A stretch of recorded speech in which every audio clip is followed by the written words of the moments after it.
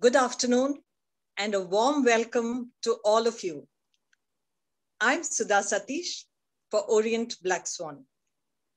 Today is special, not just because of the webinar, but also because we have an important announcement to make. Orient BlackSwan has always pioneered the cause of teacher empowerment. Be it the first teacher training workshops for Gulmohar way back in the 70s, when such workshops were unheard of, or when we had audio cassettes to support our onward English readers in the 80s, and more lately, comprehensive teachers' manuals and resource packs. It is in keeping with this tradition that we make the special announcement today.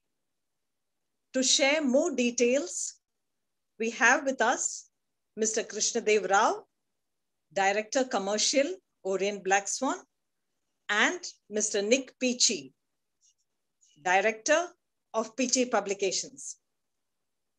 After their address, we'll move to the much awaited webinar on hybrid learning, which will be followed by a Q&A session.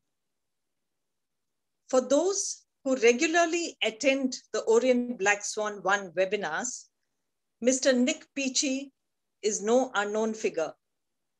He's done a highly appreciated and hugely impactful webinar on blended learning. And why wouldn't his sessions be impactful?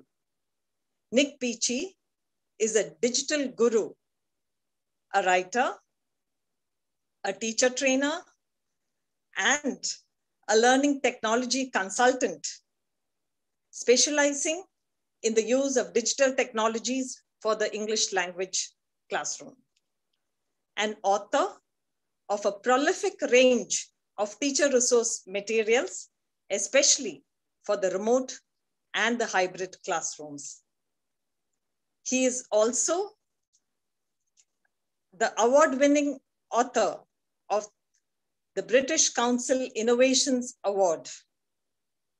Not just once, but he has been selected for this award many a time. So, for Peachey Publications, he feels that holistic education is the key, and at the heart of it is critical thinking. Now, over to you, Mr. Krishnadev Rao, to make the much awaited announcement.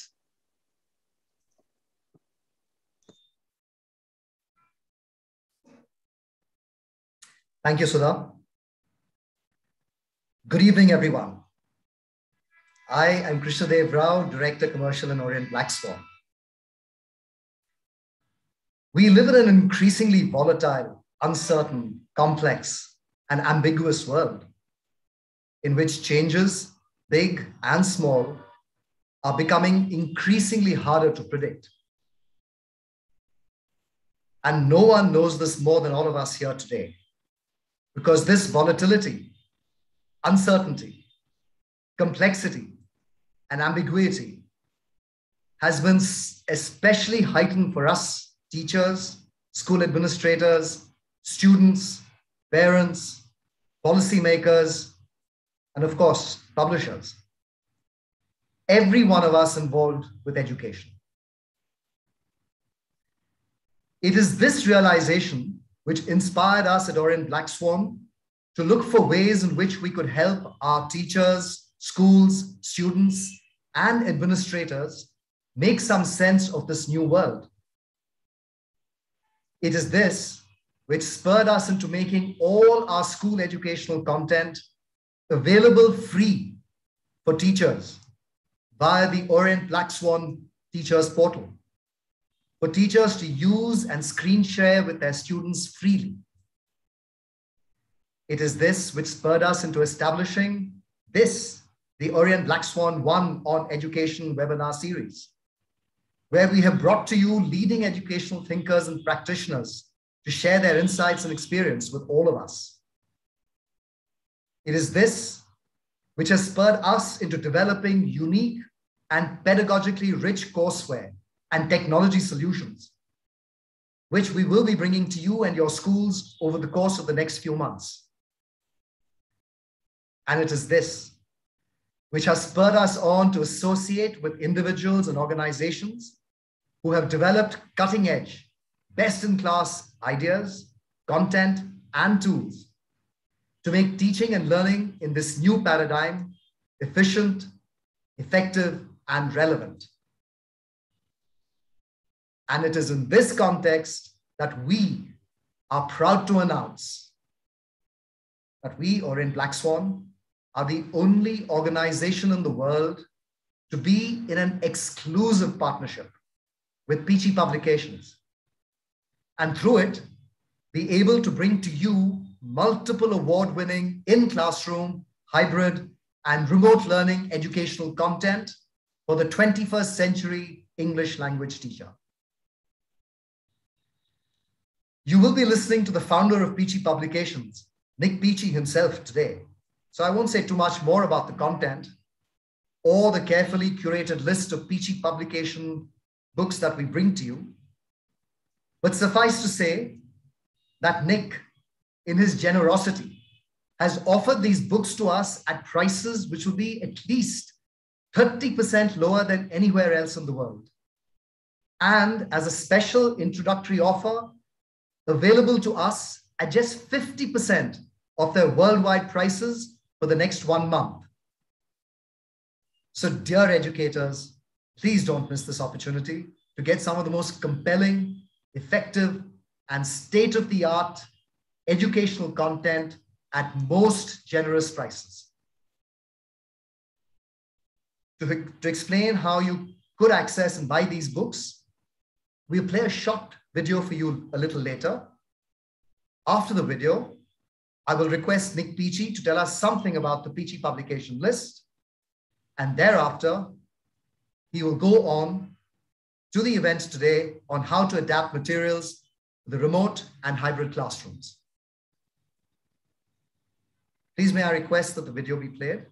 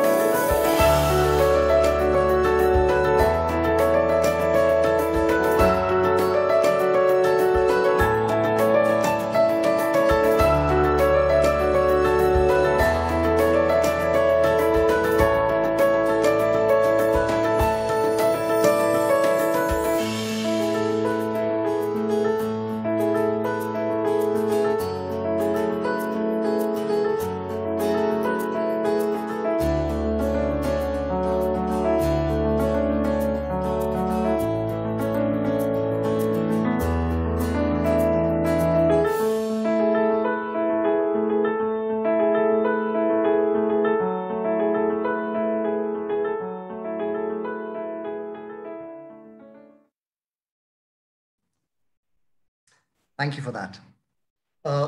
Over to you, Nik. We invite you to give us some insight into the Peachey Publications list. And then after that, on to how we adapt materials for the remote and hybrid classrooms. Thank you. Okay, thank you, Krishna. And thank you to everyone who's come along to this presentation. It's really good to be here. And this is something that I've been looking forward to for over a year now. I've been talking with BlackSwan about building this partnership together. So it's really great to be here today and for the launch of the partnership. I'm also very honored to be accepted by BlackSwan. Peachey Publications is actually quite a new publishing company. I started it in 2016, so we're only 5 years old, and we started with just one book, which won our first Innovations Award back in 2016.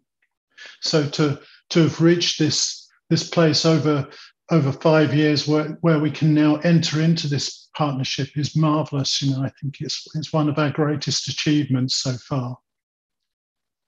It's also marvelous because it will make our materials more available and to more people. So, you know, that's something is very important to us. You know, we are a digital publishing company, and originally when we launched, our materials were only available to people who could pay through PayPal. Now, we've extended our range of payment options, and now to be able to offer our materials in India through BlackSwan at affordable prices and through that can be paid for in local currency is a great move for us. I think that's a great step forward and something I'd like to see happening around the world. Our materials are digital materials, and they've been designed digital first. I'll talk about that a bit more and show you some of the materials in the presentation, so I won't go into that too much now. I'll push on with the presentation and see if we can, and hopefully you can get to know a little bit more about the materials.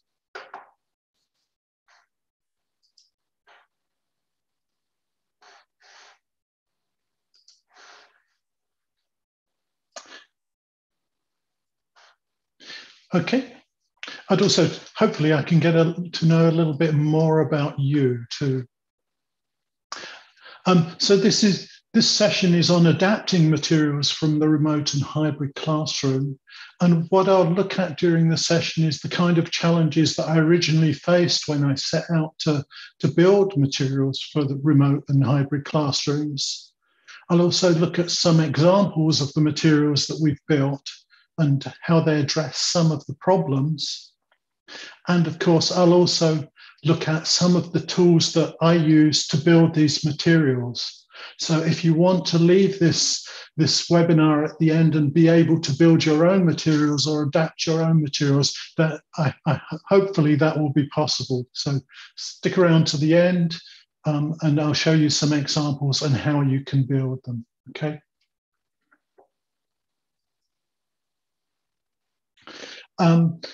Just briefly, yes, my name is Nik Peachey. I'm the Pedagogical Director of Peachey Publications Limited, and I've been working in education for about 30 years now.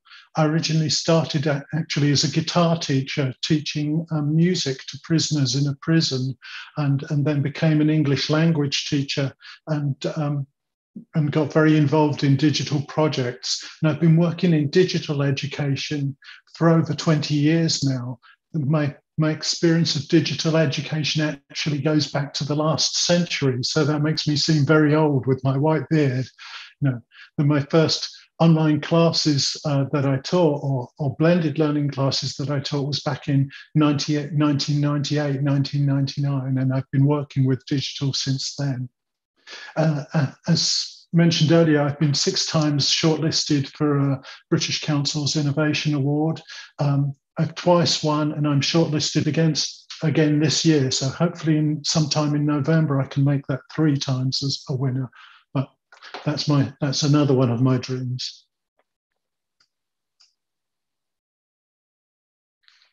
In terms of background to this talk and the kind of problems, my background comes from a number of things.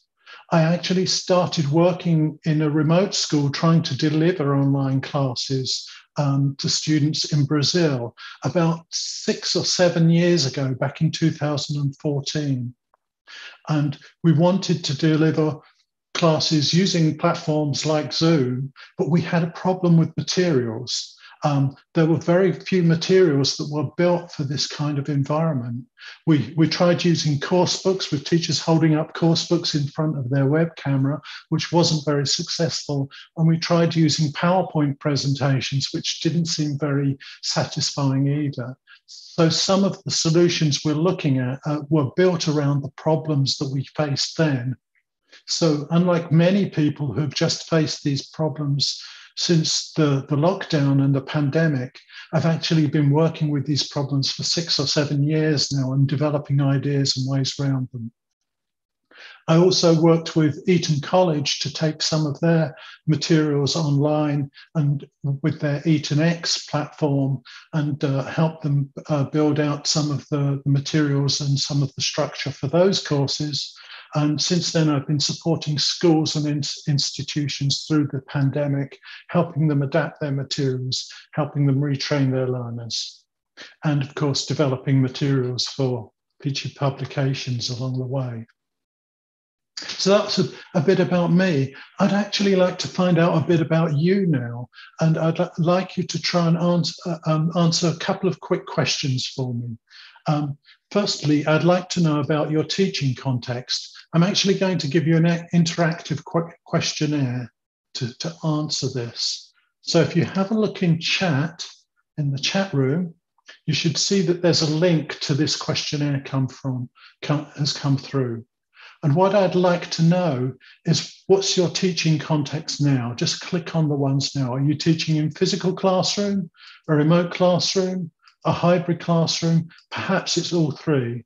Just select the ones you'd like and click on submit, or the ones that are true for you.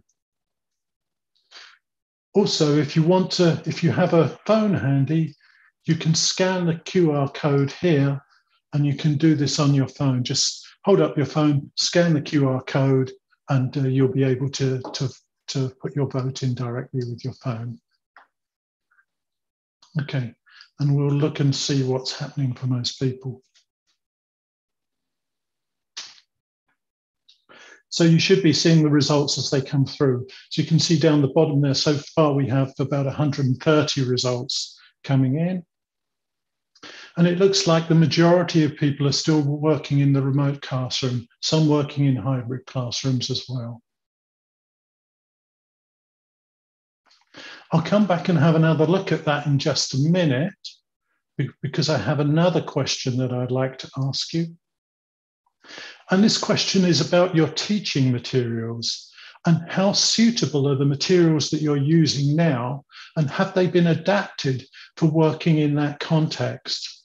And again, you can tell me how suitable they are on a scale of, I think it's 1 to 5. I'll share the questionnaire with you again through chat, and it says the materials I use work in all three contexts. If you absolutely agree with that, then drag it to 5. If you disagree, 1. If it's so-so, you can maybe put it in the middle and then click on submit, okay? So try and add your vote there too. And again, the link is in chat. And if you'd like to vote using your phone, here are the voting instructions. So that's how happy are you and how well adapted have your materials been for teaching in all three of those environments. You can just click on the link and vote there too.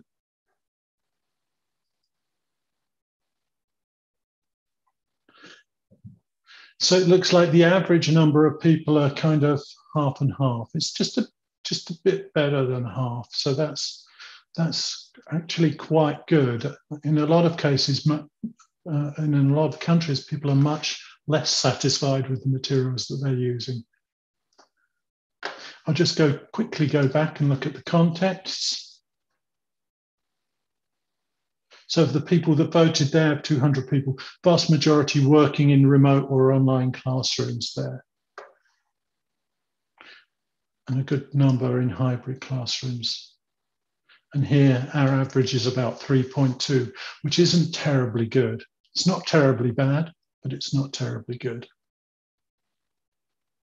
Okay, so let's move on to some of the problems you may be facing. So some of the challenges of working in remote and hybrid environments, especially for developing materials, these are some of the challenges I've faced. I think one of the biggest challenges is this first one, synchronizing materials, and make it, particularly in hybrid classrooms, making sure that what your students who are working from home are getting are the same materials that your students who are working in the classroom are getting, or the students working in the remote classroom again. That's a very difficult one. If you're working with course books, it's very hard to keep everyone together. And that's one of the things that we've looked to solve in the materials that we develop. Another one is actually finding visually attractive materials in a landscape format. And by landscape format, I mean in a horizontal format. Most course books are developed in a portrait format, which is like this, which don't really use the screen, the computer screen properly, or you have to have 2 pages open at once, and then that can become confusing for students. So actually finding materials that are developed for this horizontal landscape format can be very difficult, and that's one of the things we've addressed. Finding materials for this environment that are interactive as well, and that students and teachers can interact with, is very difficult. In most cases, when I was looking for materials, the most interaction I could find was that students would click and get the answer right or get the answer wrong, which was very limiting. Of course, working in this environment is also very difficult to manage group and pair work. If you're putting students into breakout rooms, often the presentation or the materials they need disappear when they go into the breakout rooms. And so this becomes a problem too. And lastly, one of the other problems that teachers have faced in this environment is developing all 4 skills, particularly listening and writing. Speaking seems to be easier. Reading isn't such a problem, but particularly listening and writing have been a problem. Listening, because how do you give your students the audio to listen to?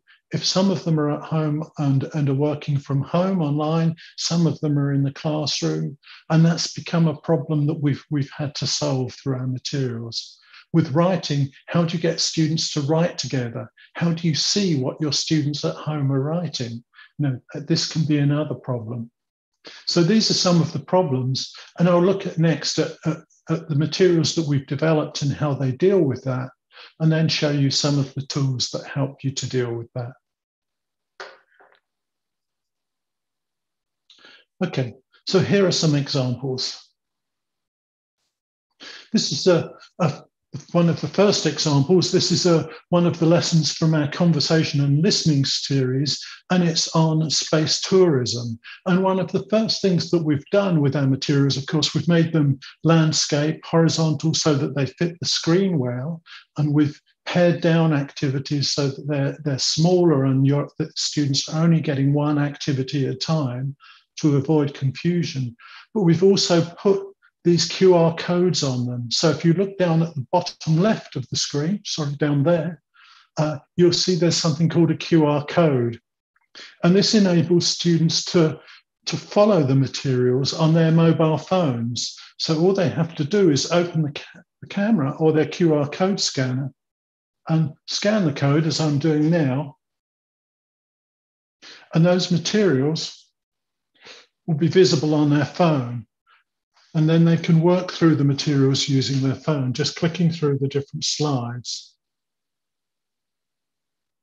Okay, see if I can do that.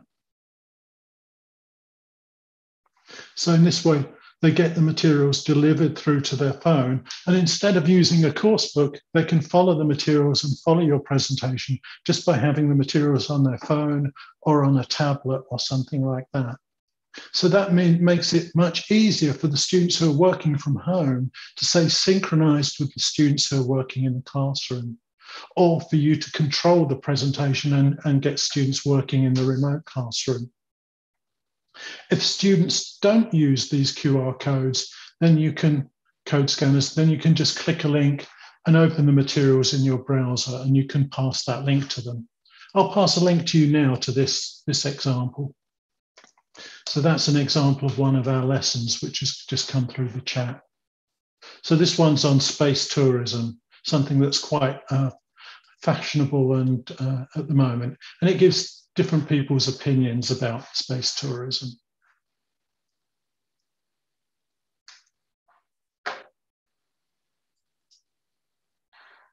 Another one of the problems that I mentioned was, developing listening skills, and how do we develop listening skills? How do we deliver the audio to students?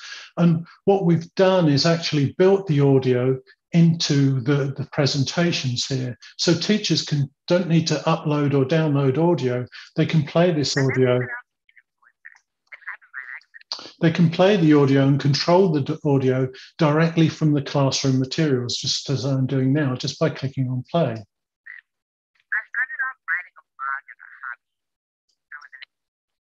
Now, that isn't always the best solution for all students, so we do add other options, so students can either scan the QR code using their phone so that they can listen to the audio on their phone, which enables them to work autonomously, or we've got another play button here that they can use to play the audio.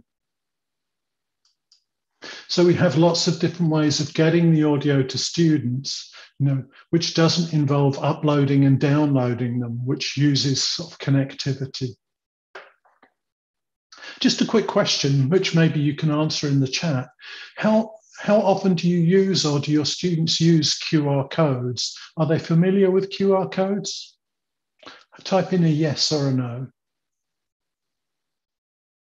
Or maybe whether you've used QR codes. In some cases, QR codes are quite new to students and to teachers, but they are actually very simple to create. And I'll show you how to create them later in this presentation. Okay. Another of the things that we've tried to do is, build in more interaction around the video. So as well as developing closed tests, and there's a QR code here now. If you've got a QR code scanner, you can try this activity at home. We've built in interactive dictation. So again, we can get students working in the remote or hybrid classroom, doing dictation activities and getting instant feedback.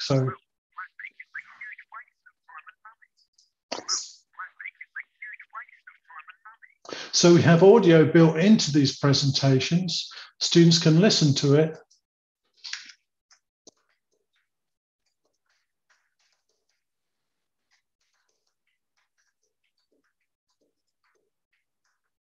They can type in what they think they hear, and then they can check and get some feedback instantly from within the materials.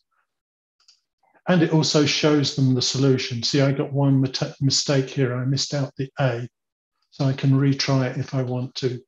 So we've built in this kind of interactivity into the platforms.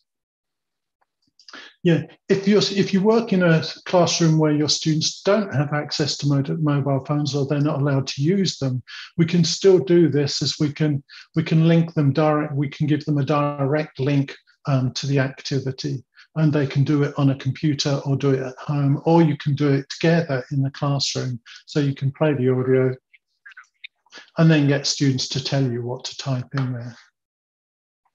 So it doesn't have to be done on a mobile phone. It can be done on a laptop, tablet, any kind of computer device. Another of the things that we've done to make working in remote classrooms and breakout rooms easier is to break down some of our audios. So instead of having 3 people talking in one audio file, you can actually give each student a copy of the audio and put them into groups of 3, and they can then listen to one audio each. So this is an example from a business English course that we wrote. And so students put into groups of 3. One listens to each of the different audios, and then they talk about what they heard and compare what they heard. So in that way, we can do these split listening activities. And that's something that's very difficult to do in a physical classroom. But if you're working in a remote classroom with breakout rooms, or in your hybrid classroom, you can actually give students different things to listen to and then create an information gap so that they need to speak to each other about what they're listening to.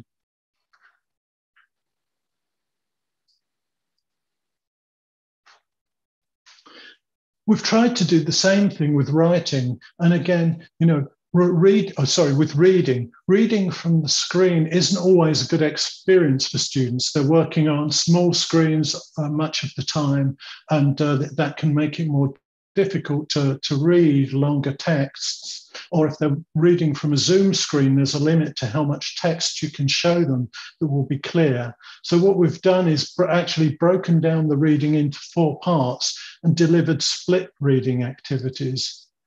And so what students get is just a very short part of the reading each time, and they can just read part of it so that, and then tell each other, work together to fill in, to tell each other about what they read.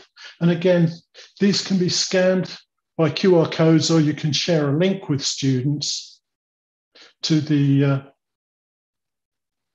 reading texts. And these fit very nicely onto their mobile phone. So they're just one screen on a mobile phone, which makes it very easy to read. If they're not allowed to use the mobile phones, you can simply share a link to the reading text with them. And again, that shares the reading round between different students and enables them to read different things. Another thing that's very nice to do if we're working with remote classrooms is to do role plays with students. But again, giving them the role cards can be very difficult because we need to set up their roles, and then they go into a breakout room to do the role play, and then they lose the materials. So again, what we've done is made the role cards digital so that students can scan their role cards, and each one scans a different one, or you give them a link to a different one, and then they get their role card. They can either have it on their computer screen or their mobile phone. And when they go into the breakout room, then they have the materials and they know what they should be talking about. So this would be a pair work activity. One student from each pair would have a different role card, and then they would go into breakout rooms and work together. If you were working in a hybrid classroom, you could have one student in the physical classroom paired with one student who's at home online, and they could do the role play together as well, just by sharing the links with them. So these ones also link directly to the role card. So it doesn't have to be through a QR code, doesn't have to be with a phone.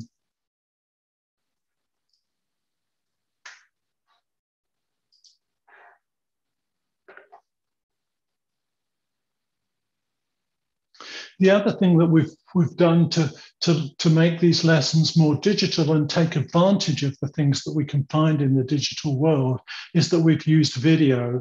And again, we've embedded the video into the slides so that teachers can share the materials directly from here, or the students can use the QR code and watch the video on their own device, or they can watch it on their own screen. And these videos, again, play directly from the computer screen.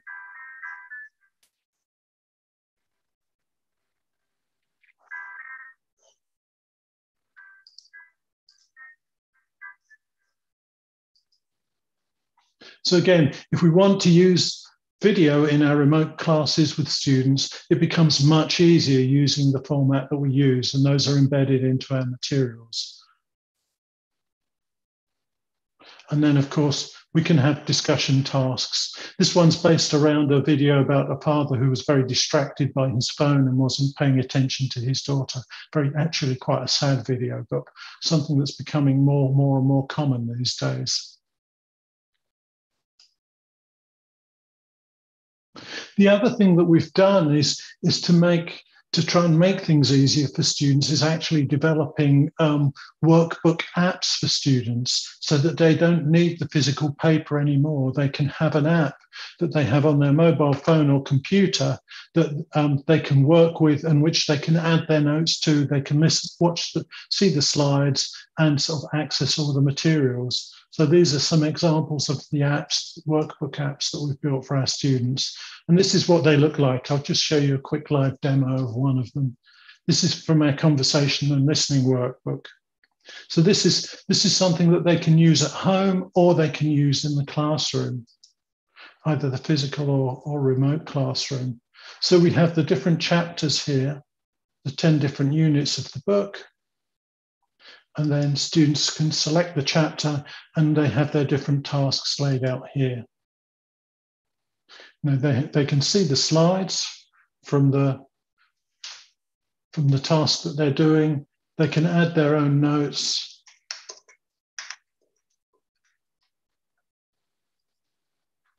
And they can move on to the next activity. We even have the audio built into these activities ready for them so they can listen to the audio at home. And again, we've also added some self-study materials so students can work on some of the activities at home as well. So teachers can use this as blended learning. They can use these self-study materials either to prepare students, before, so that they can do activities before they come, or they can use them as follow-up for homework, and so that they don't have to be done in the classroom. And there are things like this, which are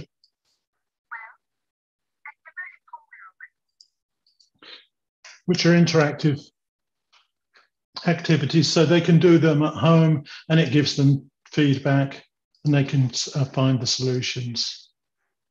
So these are things that they can do through a phone or they can do through their computer at home. But the app, as you see, the apps are, again, the app comes free with the workbooks, so you don't have to use it. You can still use the book if you want to and all of the digital materials. But if you want to give your students something free so that they work a bit more digitally, these apps come free with many of the books.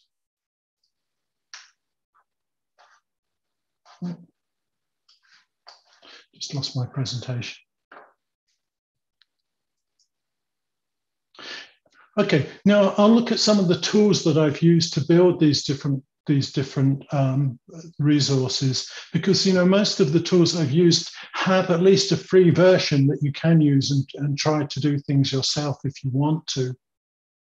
The first thing we talked about making QR codes and adding QR codes to our materials to make them digitally more accessible. And this is a tool that you can use to do this. I use this one called the QR code generator. It's very easy to use. I'll just grab the URL or a link. So to use this, I just come to this site. I'm just going to make it a little bit bigger for you so you can see what's happening. And here where it says enter URL, I put in copy in the URL, and you see it develops this QR code here on the screen for me. And then when I click on save, I can just give it a name.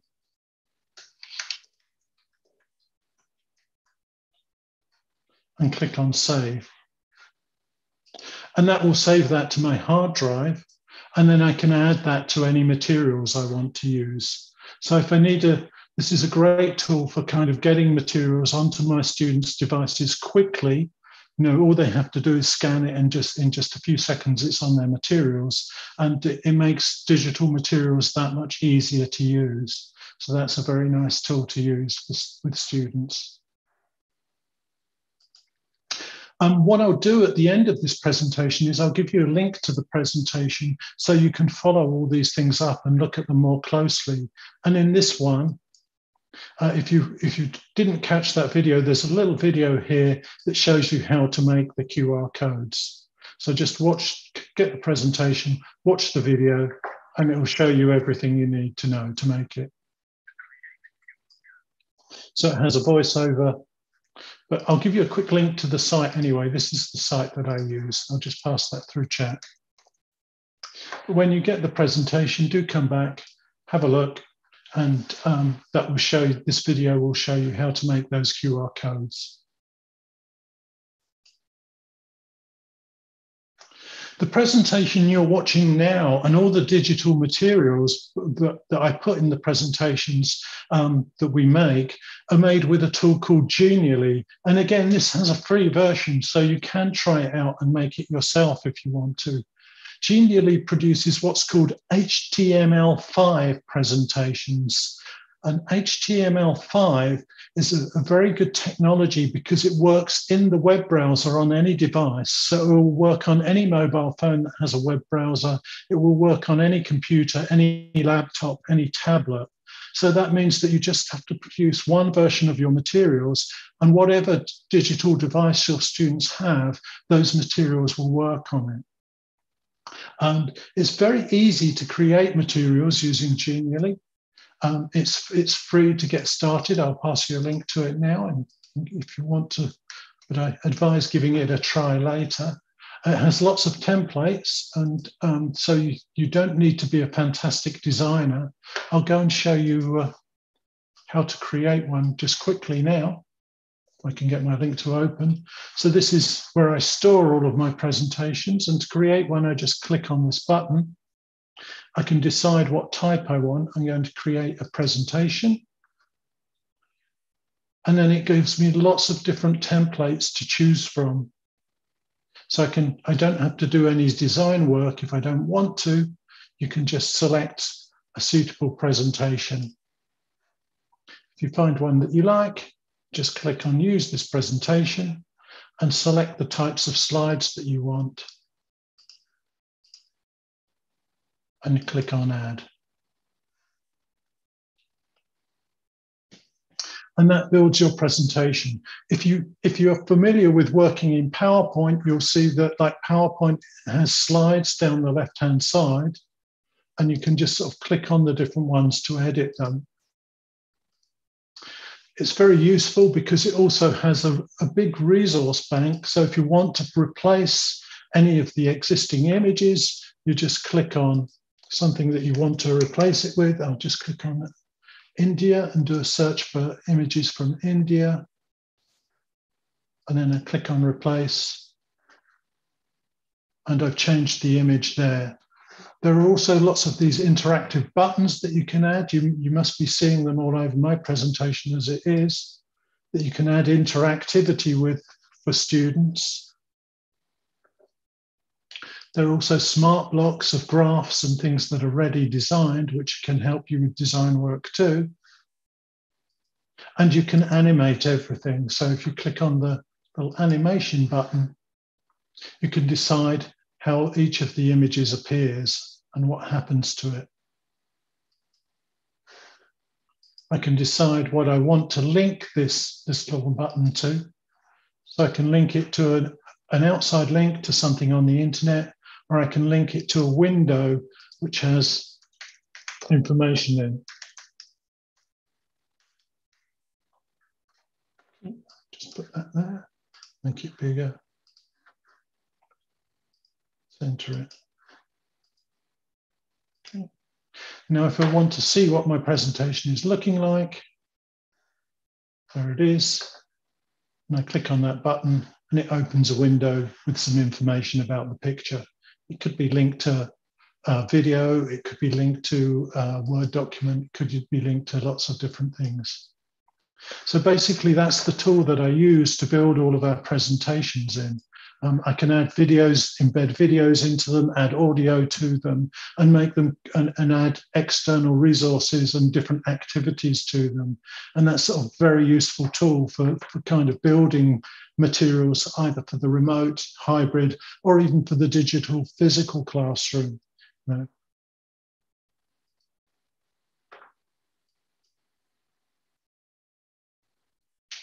In terms of building the workbook apps that I showed you, I also use a free tool for that. And you can build your own apps quite easily. I mean, most people think this is something that's really difficult to do, but it's actually much simpler than you think. And most of our apps are actually built around spreadsheets. So I can show you, these are some apps that I'm working on and building at the moment. So this one's one on infographics that I'm working with at the moment. And you'll see that, it's a simple app that has, an index and some information with links and graphics in. And I can edit all of the interface to this here. And basically, this is just built upon information I'll just show you that's built into a Google spreadsheet. So basically what I have to do is just build a Google spreadsheet with all the information that I want in my app laid out and ordered correctly, and then plug that spreadsheet into this tool, which is called Glide, and then I'll be able to build it. It will automatically build it into an app for me, and then I have to do the design work and arrange it.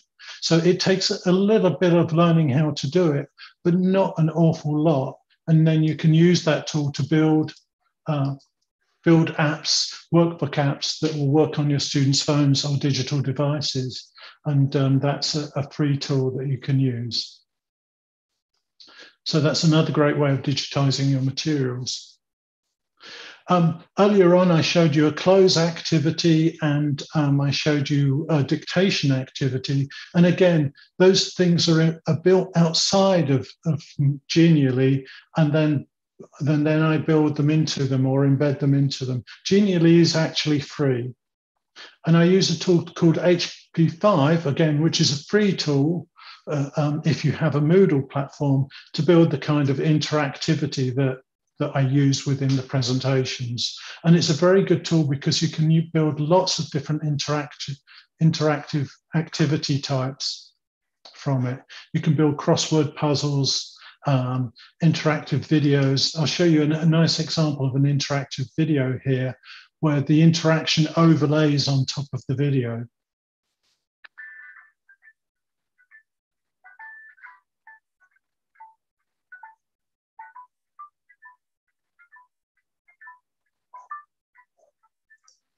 So this one, it pops up a multiple choice activity halfway through. You check their understanding, and then they can go back to watching the video. Again.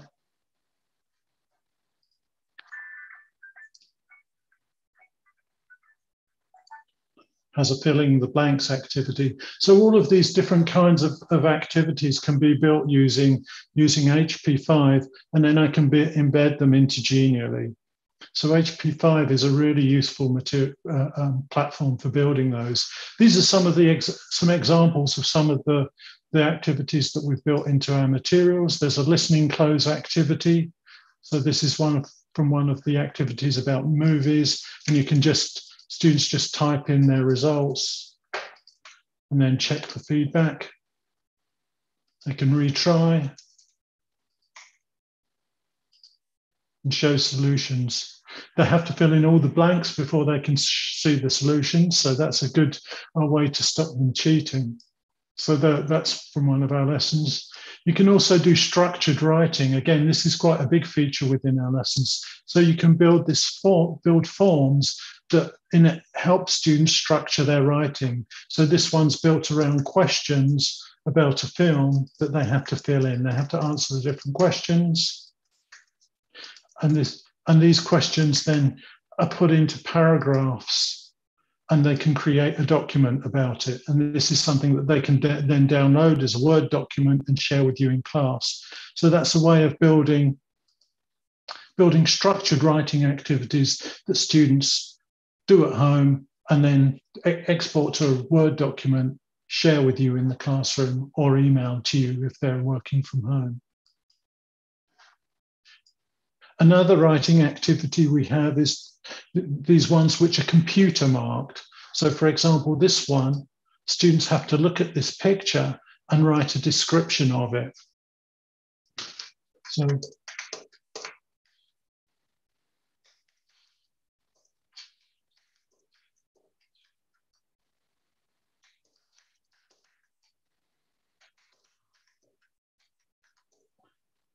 So they can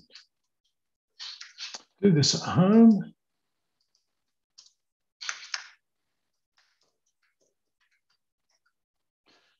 And what it will do is the computer will actually mark it for them. So when they click on check, oh, hang on, I haven't done enough yet.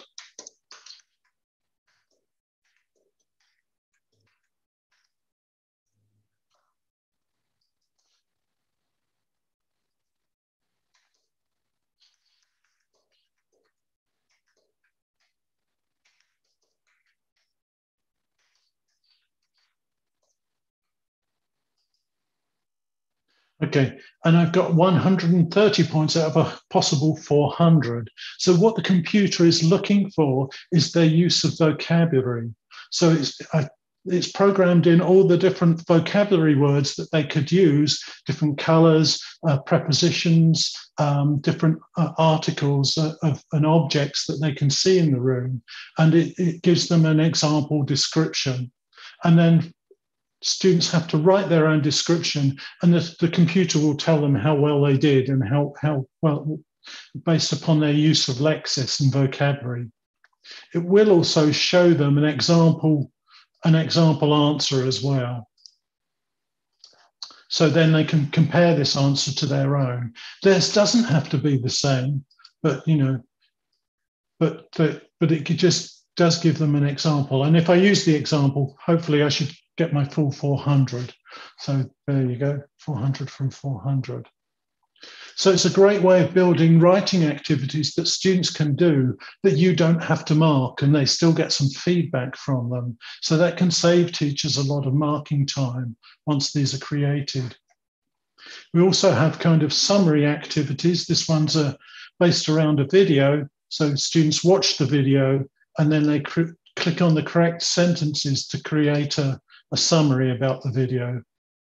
This is about a Muslim girl in the UK who's a kickboxing champion, and it's a very interesting video. So they have to keep selecting and again, you can see that they're getting marked against their wrong answers. So they can just do it randomly, but they're marked down for that. So far they've got 5 out of 9, which isn't so great. And they can sort of watch the video directly from here.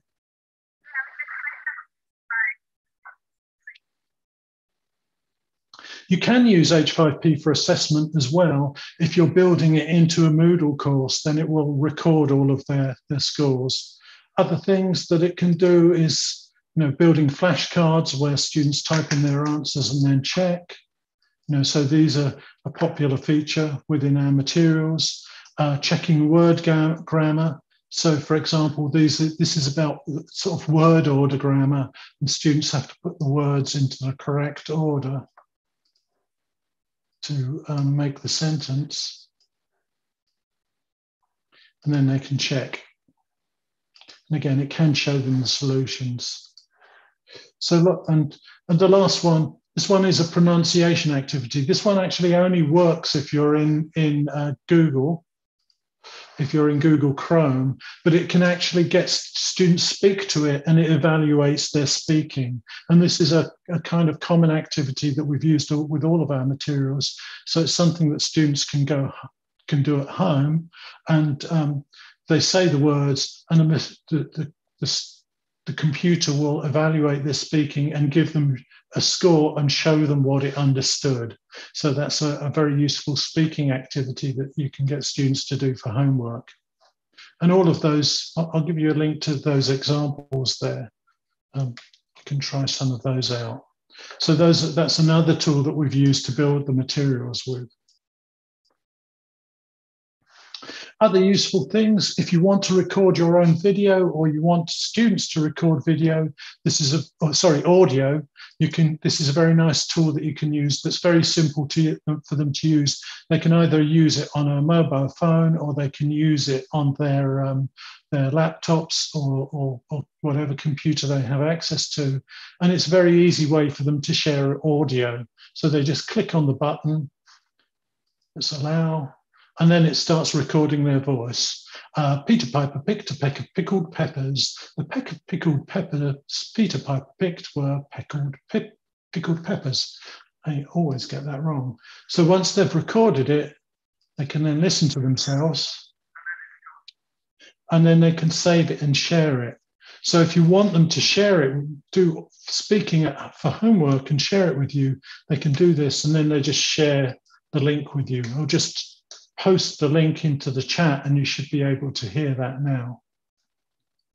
So that's a very useful way to sort of get students doing speaking homework or recording speaking during class that you can then evaluate and that they have a written record of.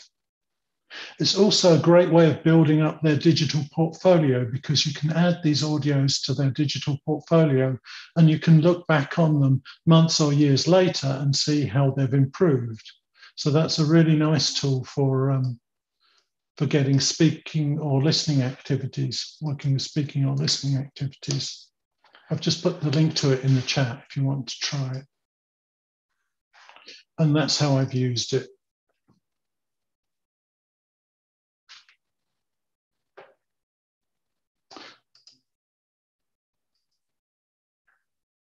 One of the final things that I mentioned was, writing activities and the problems with writing activities if you're working in a remote or hybrid classroom. And this is one of my solutions to this. Again, it's a free tool called CryptPad. And what it will do is it will instantly create a digital Word document for you that's stored online. And then, but just by clicking that link, students can create one of these pads and write into it. And then they can share it with other people so that other people can write on it, or you as their tutor can see it. So I've just clicked on the share button up the top there. I can either let you just view it or edit as well. And then I copy the link. And if I share it with you, you can also write there. So if you click on that link now, there are probably too many of us, with over 600 of us, for us all to write on it, but it allows multiple people to work on it at the same time. So if you put students into small groups, maybe pairs or groups of 4, they'll all be able to work and type into this.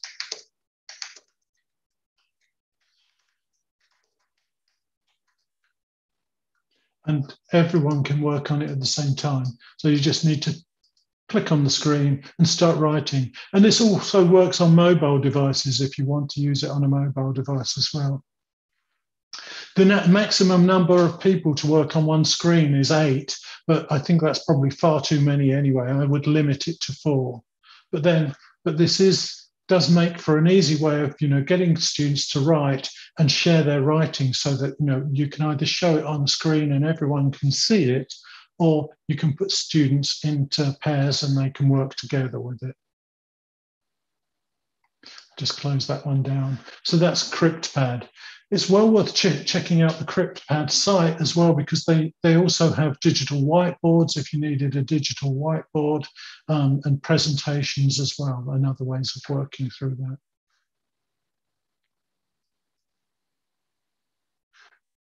One of the last things I'll show you is Mentimeter.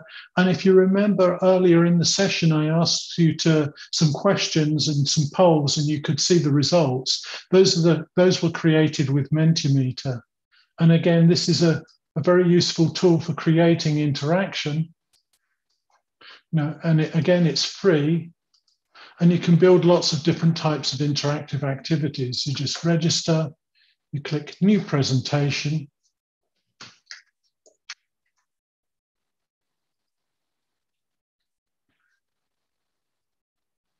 And once that opens, you can select from different types of activities. You can have multiple choice, open-ended questions, opinion polls, ranking scales, or even drawing a picture in response to something.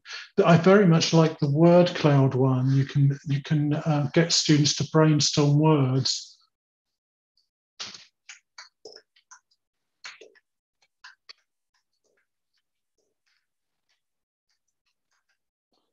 So I want my students to brainstorm words connected with technology. I write that in the top.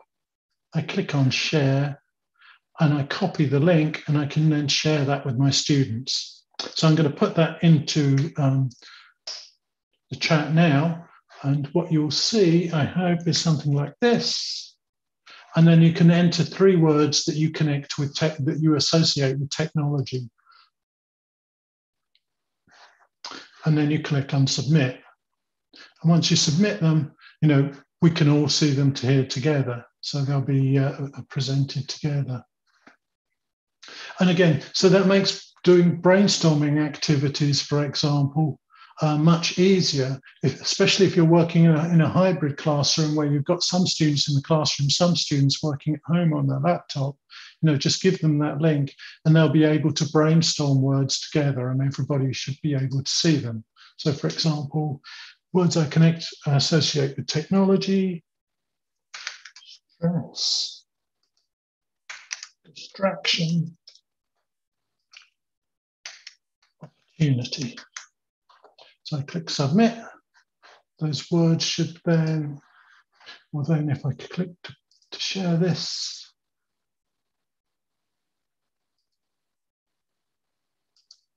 copy that link.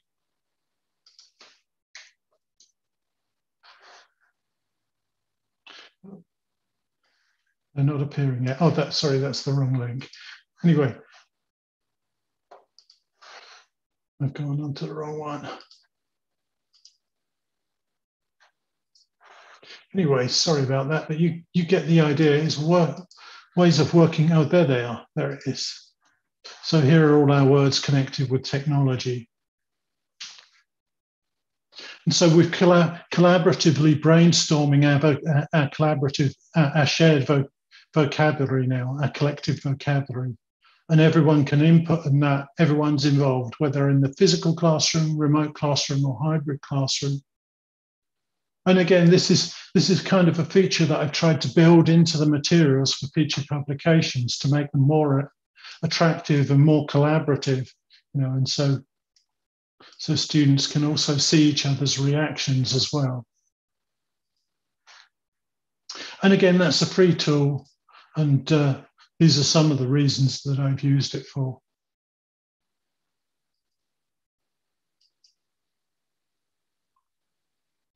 Okay, so that's as much as I want to share with you for now. I will share a link to the presentation, but if you have any questions, I'll give you a link to send in any questions and we'll all be able to see them together.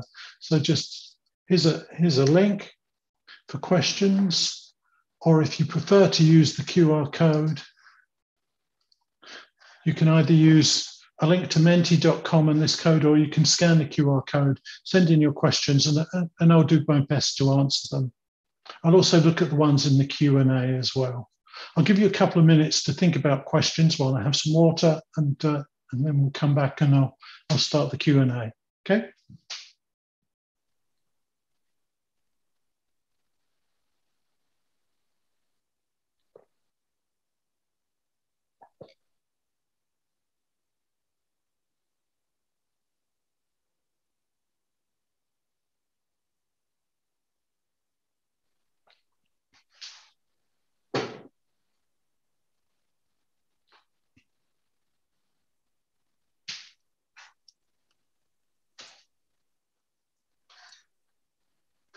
That was a brilliant session and so very informative.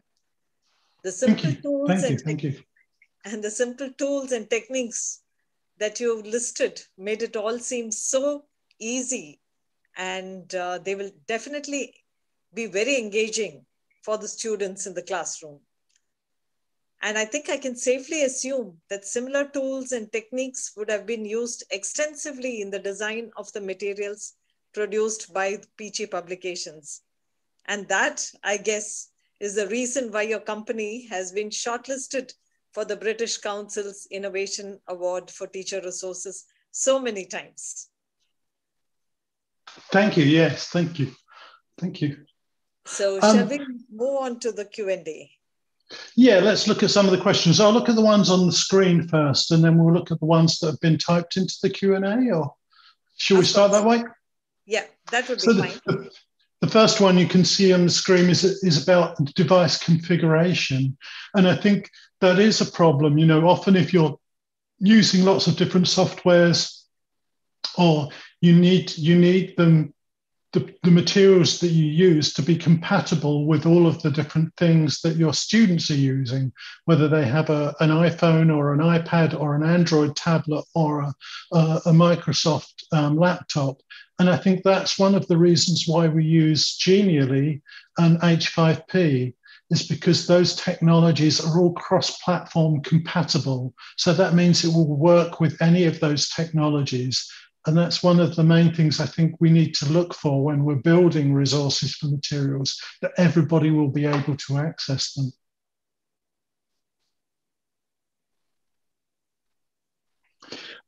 In terms of special needs, that's a difficult question, especially if students with special needs are accessing materials from home.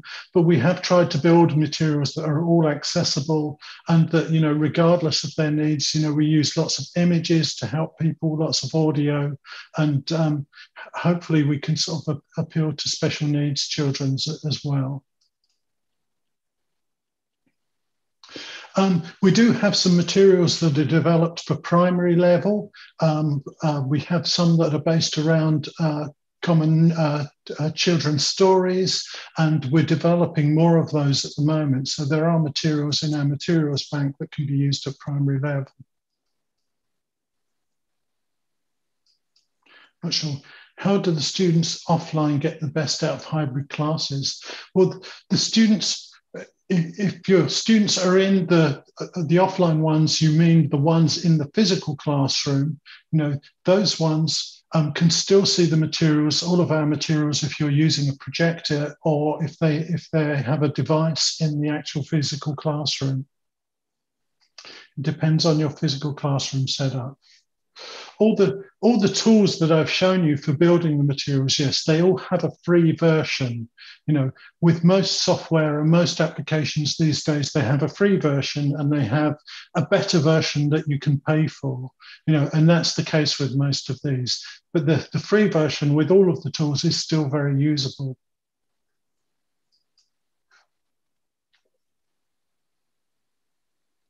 No, I don't think that the question, which is the best medium to interact with primary level students, I think it really depends a lot on your students and having a better knowledge of your students. I think, particularly for lower level students, having things that are visually rich is very important. Lots of pictures, and images can really help.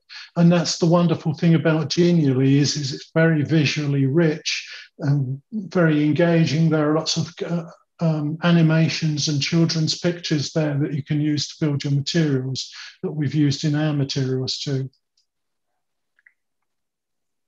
Writing tools for primary students who do not know how to use technology well and who do not open shift tabs.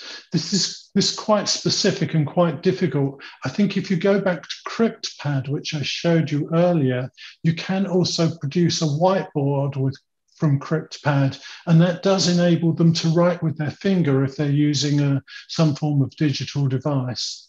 I'll see if I can open the link to it here.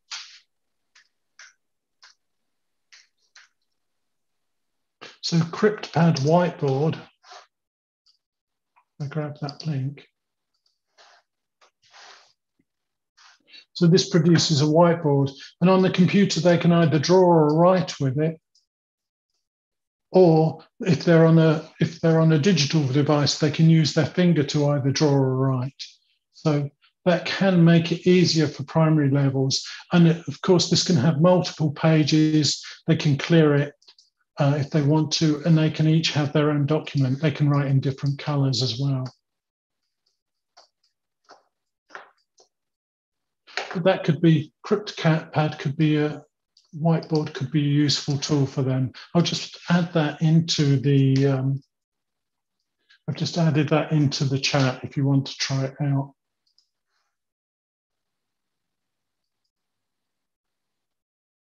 Yes, we do have some materials that are specifically used for primary, and all of the tools that we use, you can develop primary materials for too.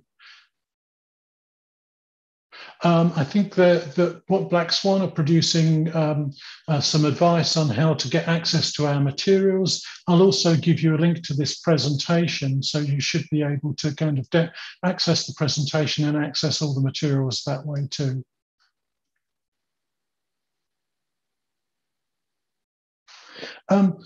This is an interesting question about using multiple tools together. It is possible, but it's not always advisable. You can use a tool to develop materials that are suitable for stronger or weaker students. And I think that's probably the better way to go. So you can develop different versions of the listening, for example, so that it appeals to multiple students. Oh, Marcus answered. I'll just have a look in the Q&A part. And yeah, there's quite a few questions in the Q&A box as well. Yeah, I'll have a look in the Q&A. Good evening. That one's answered already.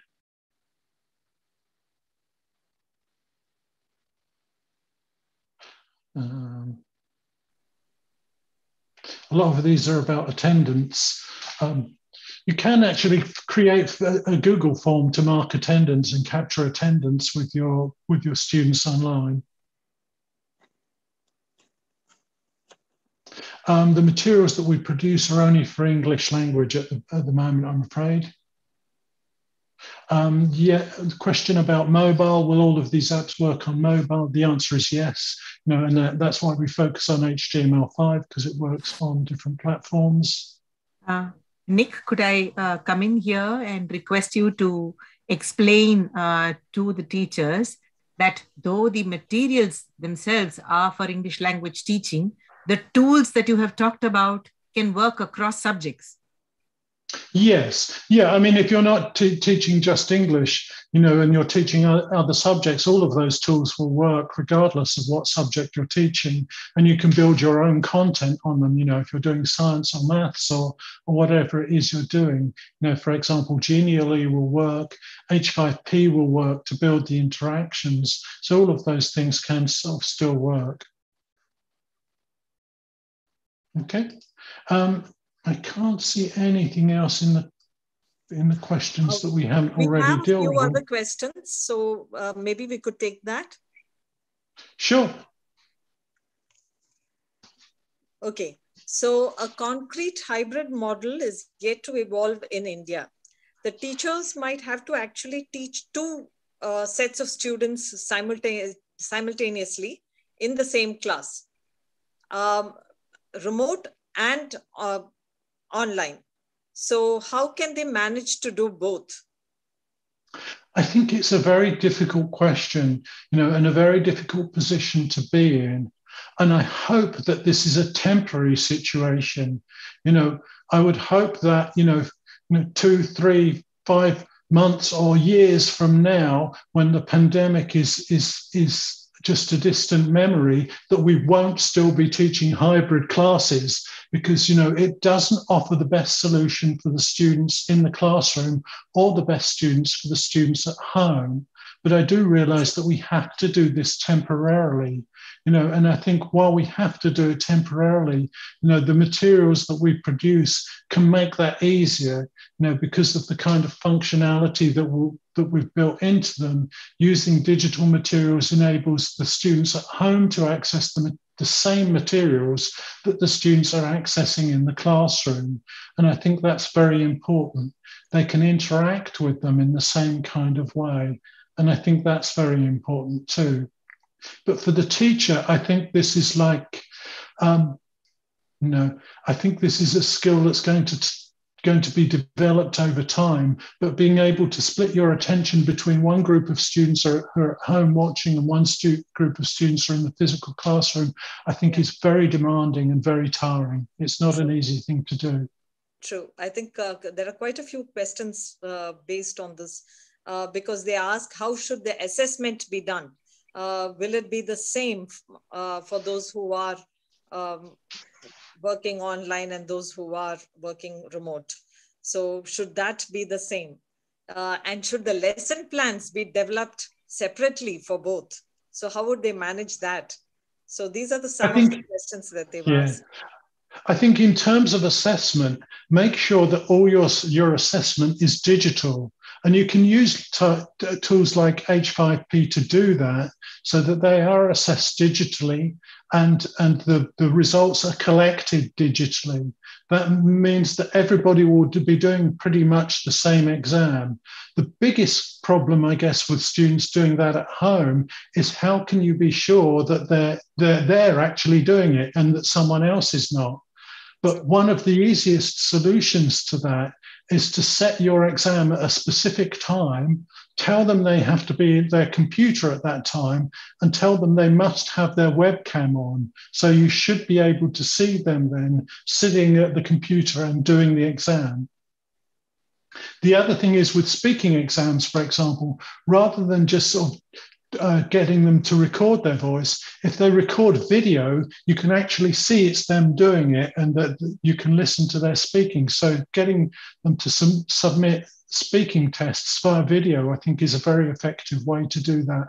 And you can be absolutely sure that's not somebody else because you can see them. True. There's another interesting question saying when you have face-to-face sessions and one set is working remote, should the students working in the physical classroom, should they be allowed to use devices or not? Because, I think for me, the answer would be yes. If it's possible, I would say yes, because then you have the opportunity to actually pair up one of your students in the physical classroom with one of your students in the remote classroom. So you could pair them together, get them to work together and help each other. So, that's one of the benefits of digital. So if it's possible, I would say yes, do connect them, yeah. Okay. And the other one is about peer interaction. That was a question which was there in the box as well. So how do we make sure that the learners have enough interaction when they are working in such a scenario? Yeah, again, this is one of the big challenges, I think, especially for those students who are going to be working at home. It's easy to get your students in the physical classroom doing their pair work and their group work, and for those students at home to get left out, and that's very difficult. But I think if you have a platform like Zoom, I would sort of think about trying to connect students in the physical classroom with those in the remote who are remote and online, and pairing them up to work together if you can, or putting those groups who are online together, putting them working in a breakout room together, so that you make sure that people do get some interaction, even if it's with other remote students. That's still a good way to do it. Yeah, but it is very difficult. Yeah, it is a challenge. It is a challenge, and hopefully it's just a temporary, short-term challenge. But we certainly hope so. One of the good things about it, I think, is that by facing challenges, you learn a lot. You don't learn anything in your comfort zone. When you step outside of it is when you really start to learn, and there will be things that you can take back into the physical classroom from what you learn from that. So, good luck with that. And that's very true. And we learn to adapt as well. We learn to adapt. And yes, we do. We've adapted a lot over the last year and a half, 2 years, I think, and much as it's been an awful, awful thing to happen, the pandemic has pushed education forward in a lot of ways, because particularly digital education, because we've been forced to think about things in a new way and to sort of try to address those challenges in a new way. So if there's anything positive that can come out of that, I hope that is through education. So I think that's all the questions that we have. So thank you, Mr. Nik Peachey, for a wonderful session. Thank you, thank you. I'll put a link to the presentation into the chat. Presentation. So if anybody wants to go back through the presentation slides and pick up all those different links and the tools, the link is there now. Just click on the link and it will stay online indefinitely. So you'll be able to come back to it at any time and check it out again. Or you can scan the QR code on the screen and you'll get the presentation on your phone. So thank you very much. And thank you for inviting me along to do this talk. It's really been a great honor and great to talk to people in India about, you know, the problems that they're facing and how we can help to deal with them. Thank you. Thanks once again, Mr. Peachey. And thanks to all the participants. I'm sure you would have found the session very informative. So looking forward to accessing the materials that you have put up on Peachey Publications, Mr. Peachey, and we are also looking forward to seeing you again as a presenter on Orient BlackSwan 1 very soon. Great, I hope so. Thank you. Thank you, everyone, and have a very nice evening. Yeah. Yeah, and before we close for today, just wanted to say, we'd love to hear from all of you. Please do send in your comments and your feedback. And don't forget to check out our ebook store, because it's a real treasure trove of teaching material for you from Mr. Nik Peachey. And also, please do make sure that you receive our handout. There is a small treat waiting for you. So with that, good day from all of us at Orient BlackSwan. Thank you. Goodbye.